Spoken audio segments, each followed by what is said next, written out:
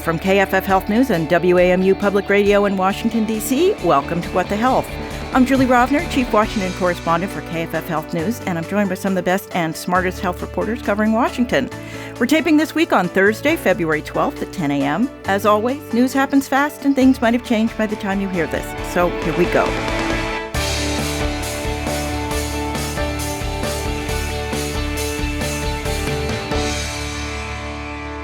Today, we are joined via video conference by Miranda Ollstein of Politico. Hello. Lizzy Lawrence of Stat News. Hi. And up early to join us from California, my KFF Health News colleague, Jackie Fortiér. Welcome, Jackie. Hey, everyone. No interview this week, but plenty of news, so let's jump right in. We will start this week at the Food and Drug Administration, where things are, why don't we call it, newsmaking.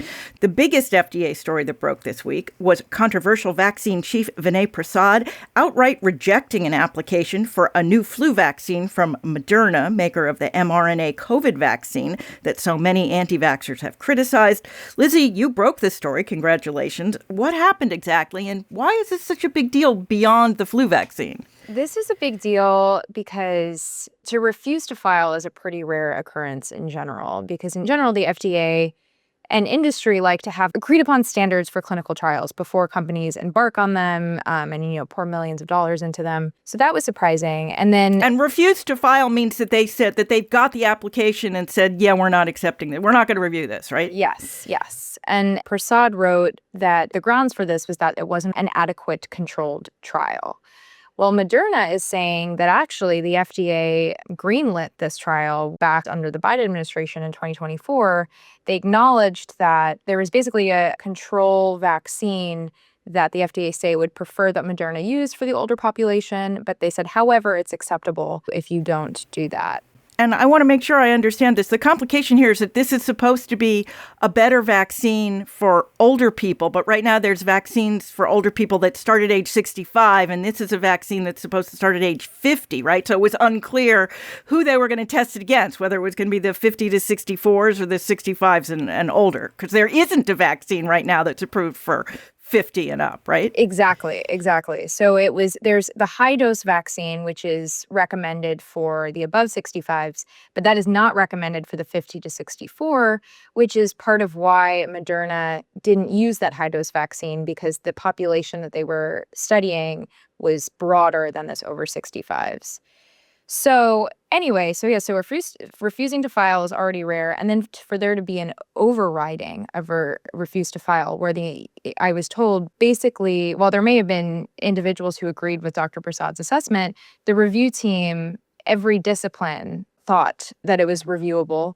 And the head of vaccines wrote a memo explaining why he thought it was fileable. So that the career staff kind of documented their thoughts here. It's not clear whether this will be made public ever, but one would hope with radical transparency, but we'll see. Despite that, Dr. Prasad still refused to review Moderna's application. So obviously it's a big deal for the flu vaccine, but it's a big deal beyond this. Moderna's CEO was on cable news this morning, said that, as you said, after consulting with the FDA officials about the trial, they spent $1 billion on this trial. How do we expect companies to invest in new medicines like this if the FDA is basically acting on vibes? I don't know. Yeah. And it's interesting. It doesn't seem like there's a ton of sympathy from this administration. Even back last year, Commissioner Makary tweeted something. This was when they were wanted to require more data for COVID vaccines for the under 65 crowd. And I think he said something like, our goal is not to save companies money. That's not something which of course, that isn't the FDA's goal, is to promote public health.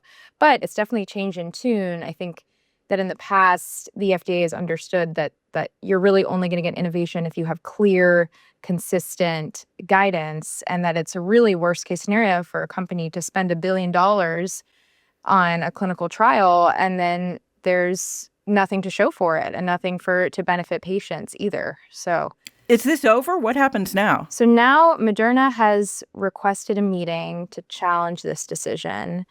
And now there begins a kind of negotiation. It might be possible that the FDA would, in fact, would review at least the 50 to 64 cohort because they don't have any objections there, seemingly. But we'll have to see. I mean, on a call yesterday, a senior FDA official talked about Moderna kind of coming to the agency with humility and acknowledging that the FDA had recommended this high dose vaccine. And so I don't know. I think companies are definitely, it's a lesson that they're, especially if you're in the vaccine space, you have to tread very carefully. Yeah, and I would think others in the drug space too. I mean, it's not just, that's the point of this. It's not just vaccines. Alice, you wanted to say something? Oh, yeah. I mean, not only the monetary investment, which we've touched on a bunch, but I mean, companies spend years. So it's the time investment as well. And why would you dedicate years of effort to something that you're not sure if a political appointee is going to swoop in and override career scientific officials' assessment? If you can't trust the regulatory system to work as it's always worked, there really is just a lot of risk there. And you might see people not making these submissions on all kinds of fronts. Of course, this is coming as we've had a really bad flu season. You know, I've had people in my life get really sick and say it's been really, really bad. So the prospect of having something that works better to prevent or even just make it milder, you know, not coming to fruition is rough. Yeah, and this year, as we know, this year's flu vaccine was not very well matched to the strains that ended up circulating.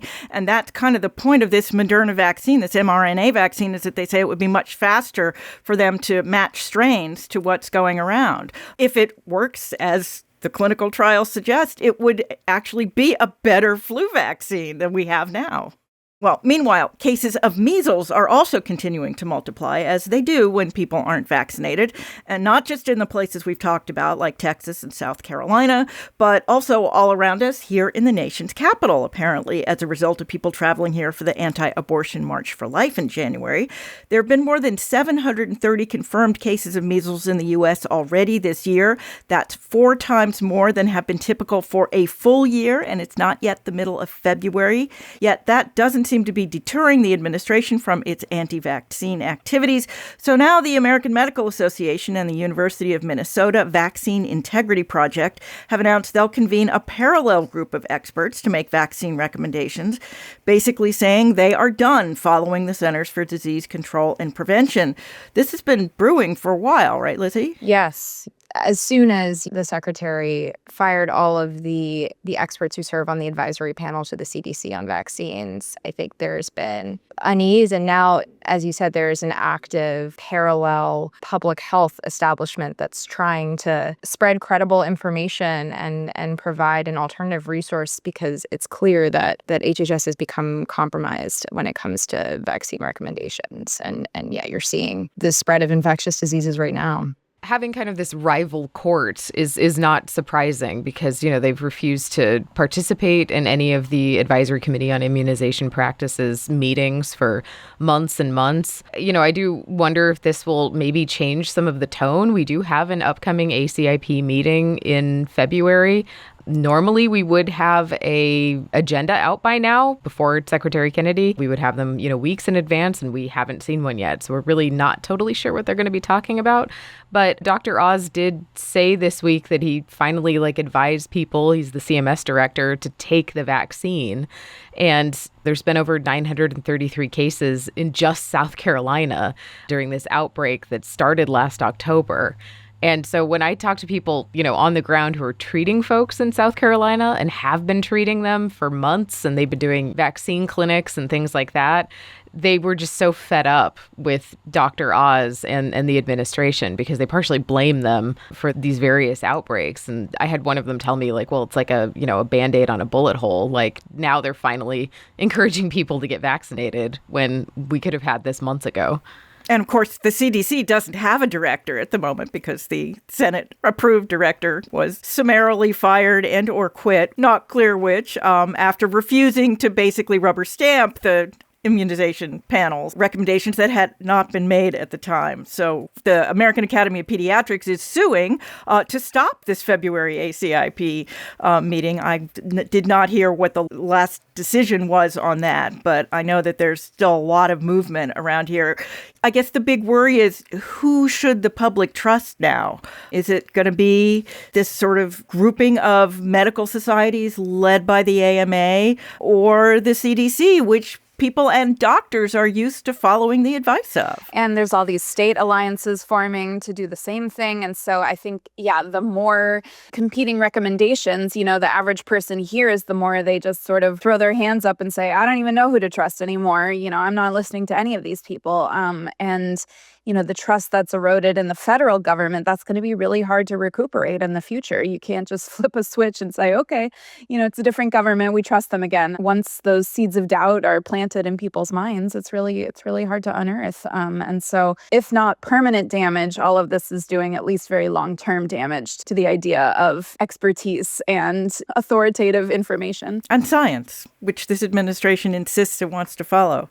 Well, turning to FDA-related MAHA news, the agency said last week it would relax enforcement of its food additive regulations to make it easier for manufacturers to say they're not using artificial dyes. Now, this was a huge deal when the agency announced the phase out of artificial coloring, looking at you fancy colored Fruit Loops. Now the administration says it's going to allow food makers to say they're not using artificial colors as long as they're not using petroleum-based dyes. Apparently natural dyes are okay, but even that is controversial, and it appears that this whole effort really relies on manufacturers' willingness to comply rather than, actual regulation, which is kind of what the FDA does for a living. It's a regulatory agency.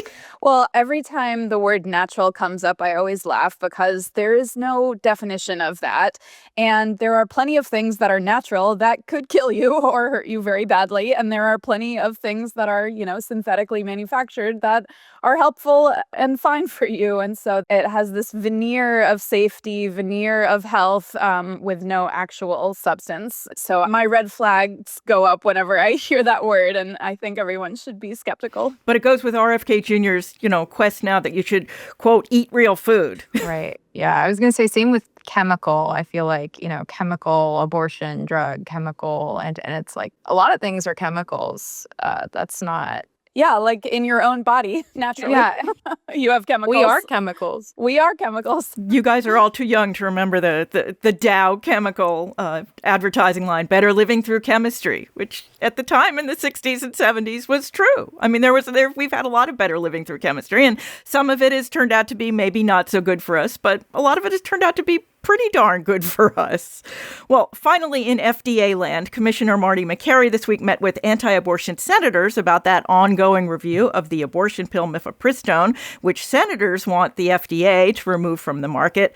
Alice, how'd that meeting go? Not great for the FDA, from what I was told. I got on the phone with Senator Josh Hawley after it, and he was extremely frustrated. He said he didn't get answers to any of the questions he's been sending in, public letters to the FDA for months, and now asking in this briefing behind closed doors that they held on Capitol Hill this week. He said he didn't get answers about what the timeline is for this review of the abortion pill mifepristone, what the review consists of, whether it's even begun, really, whether it's even underway. And so he is sort of concluding that this is not going anywhere and he wants Congress to step in and take action. Now, Congress has tried to step in and take action before. They've tried to put restrictions on mifepristone in the FDA funding bill. That didn't pass. So I don't know if this is even plausible in this environment where Congress can't really pass much of anything anymore. But Hawley is, not just another Republican senator. He is very intertwined with the anti-abortion movement. His wife is a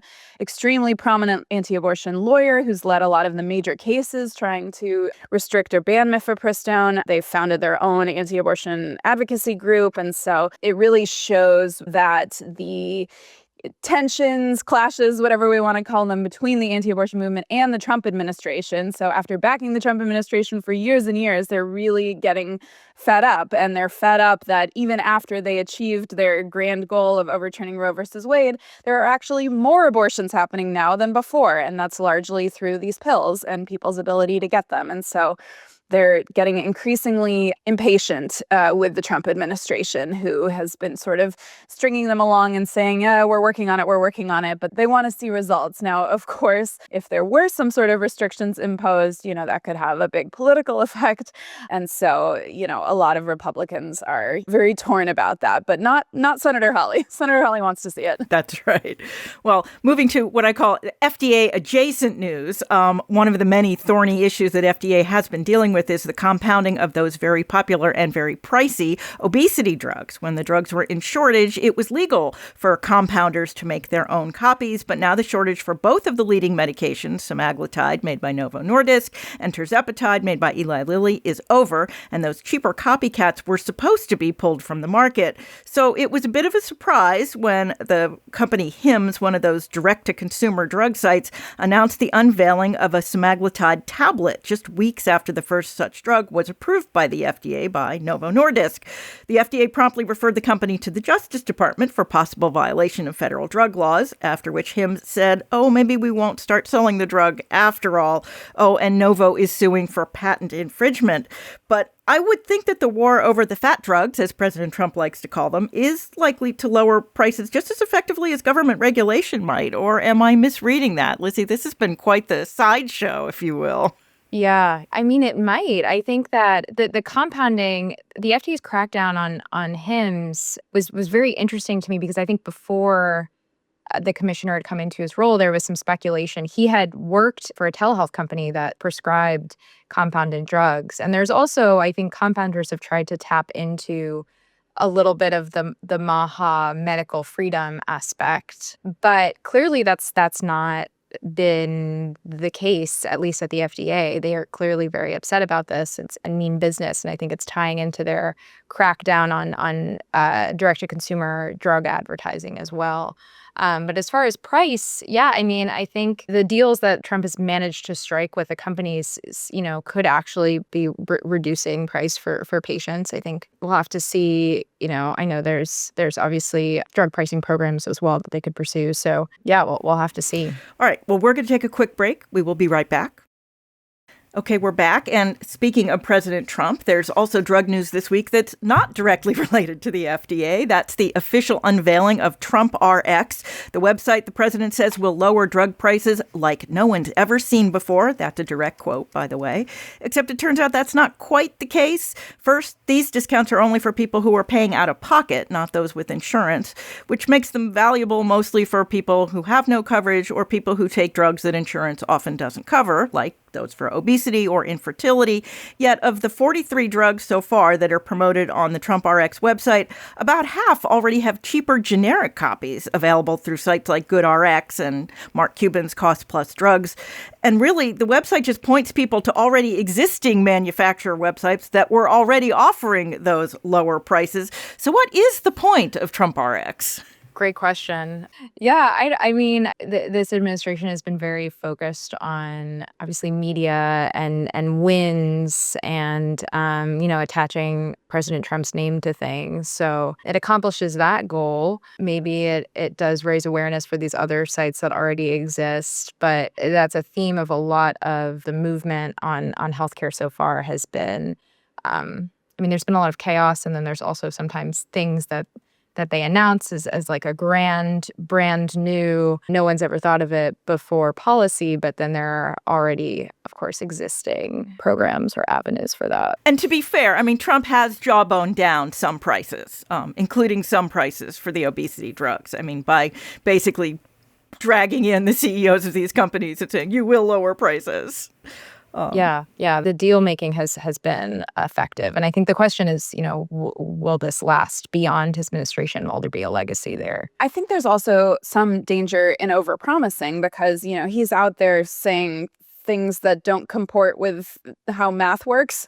He's basically suggesting prices will come down so many percents that we'll be getting paid to take drugs because that's what more than 100% is.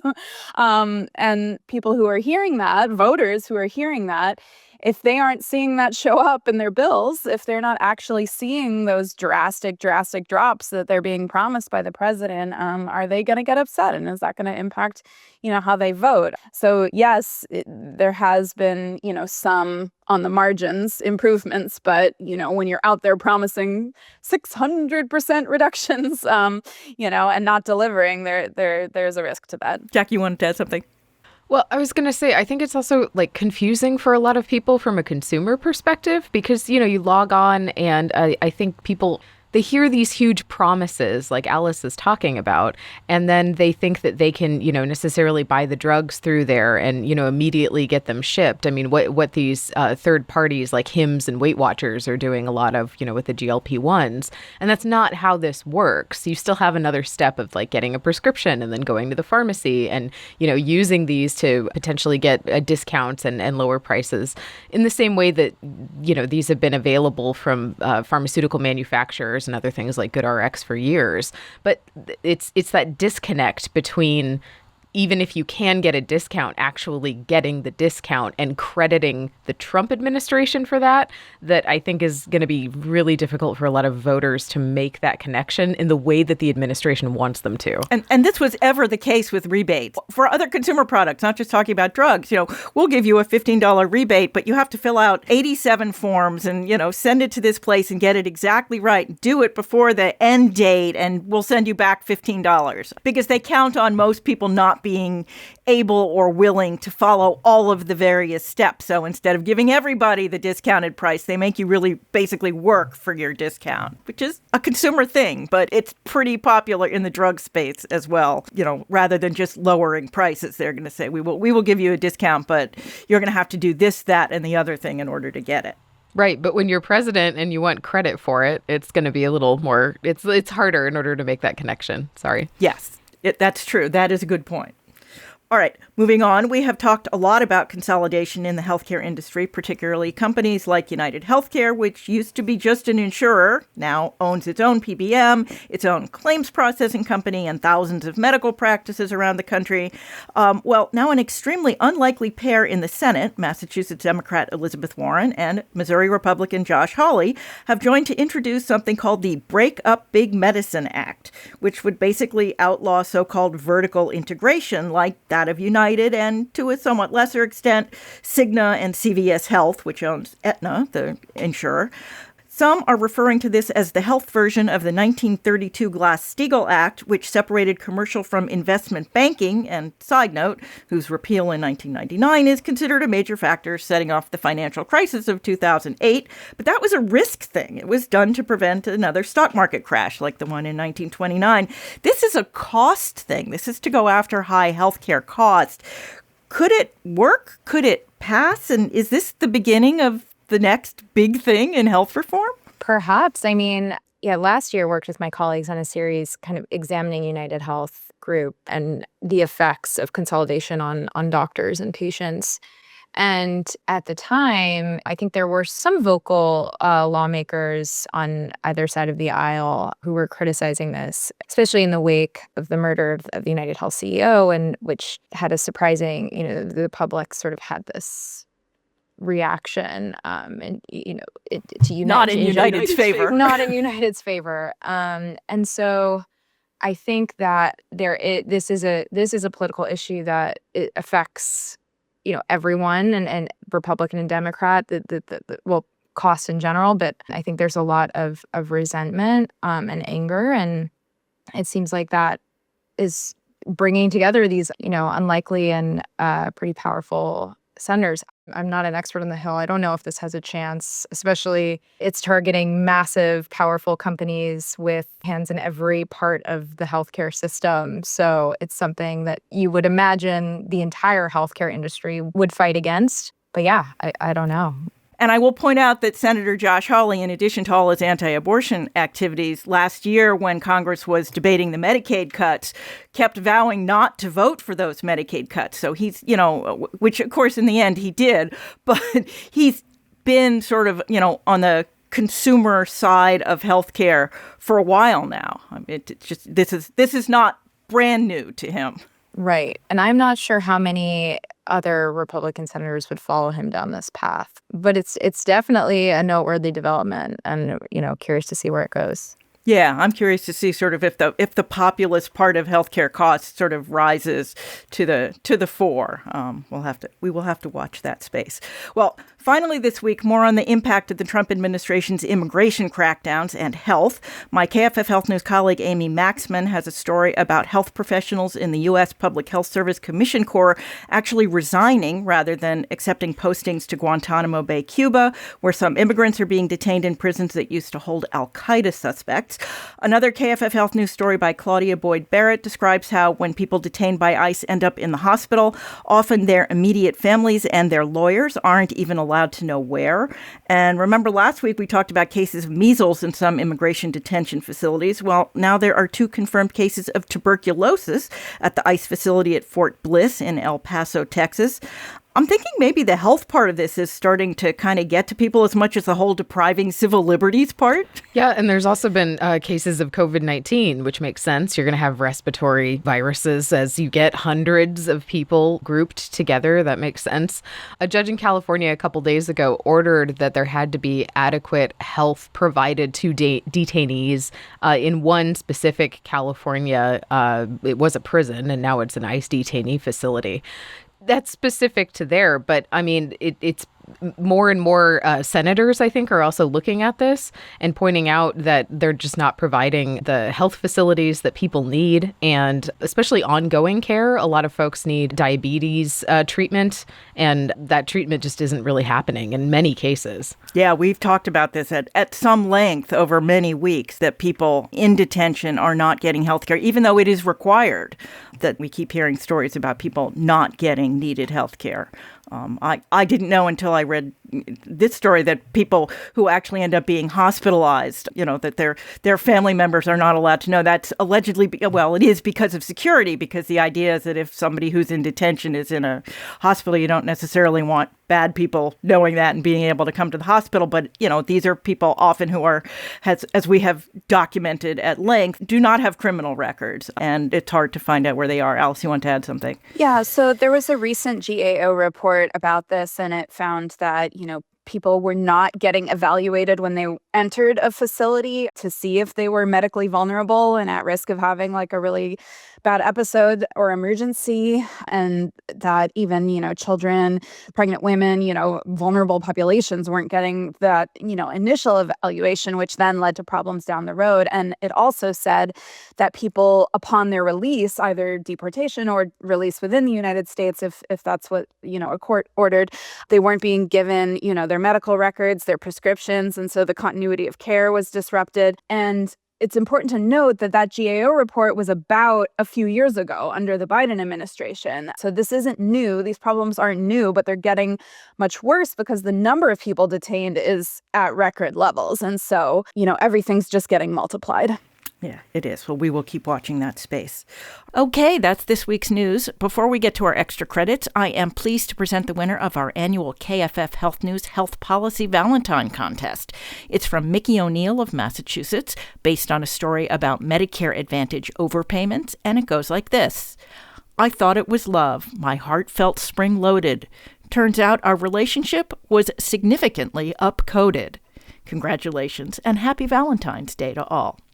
Okay, now it's time for our extra credit segment. That's where we each recognize a story we read this week we think you should read too. Don't worry if you miss it. We will post the links in our show notes on your phone or other mobile device. Alice, why don't you start us off this week? Sure. So I have a kind of fun story from my coworker, Amanda Chu, about how the Aura Ring has taken over DC. They have been heavily lobbying the Trump administration and Congress to prevent tough regulations. Basically, there's a debate about whether it should be regulated as a medical device or not. Tell us again what it does. It's a ring you wear on your finger that monitors, different health metrics. And so the Trump administration MAHA movement has gone all in on this. They love it. The Pentagon has a huge contract with them. Other government agencies are looking at it too. I think it's interesting because it is this very sort of conservative mindset of individual responsibility in healthcare and, oh, if you could just, track your own metrics and do the right things, that's an approach that is sort of counter to the idea of public health and, government protecting your health through policy. And we know HHS Secretary Kennedy is a big fan of wearables. Exactly. And this is one of the most popular ones right now. And so this story does a good job digging into all the lobbying and also into concerns about data privacy and pointing out that, these technologies are moving much faster than government can regulate them. And that is leaving some lawmakers really concerned about who could have access to this data. Jackie. Mine is by Ariana Hendricks. She's a writer based in Norway. It's entitled The New Childhood Vaccine Guidelines Have a Paid Leave Problem. It was published in Stat.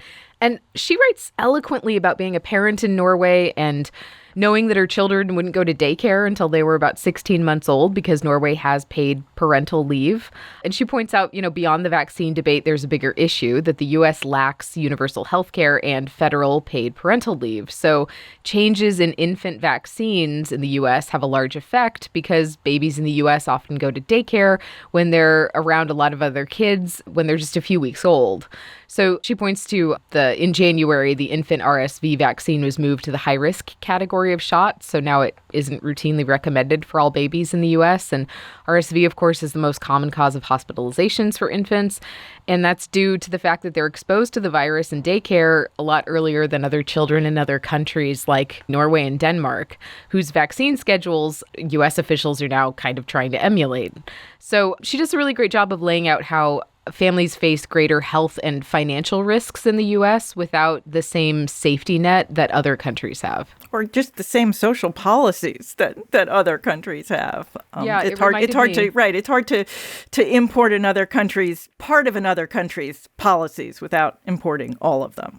It is a really good story. Lizzy. Yeah, so my piece is by Rachna Pradhan and KFF Health News, and it's about the U.S. Cancer Institute studying ivermectin's ability to kill cancer cells. And I thought this piece was very interesting just because, in general, I've been fascinated by politicization of medicine isn't new, but just like right-wing coded products and left-wing coded products. And in this piece, Rachna talks about NIH Director Jay Bhattacharya kind of talking about how it's the people's NIH, and if a lot of people are using it, well, we want to investigate it. So she does a really good job of kind of unpacking why this is problematic, that they're kind of just choosing a random medication and there's not really any scientific reason to be investing in it as much as they are. And she got a response from NIH after the fact as well, kind of where they were trying to defend this decision to pour this much investment. And so, yeah, I think it's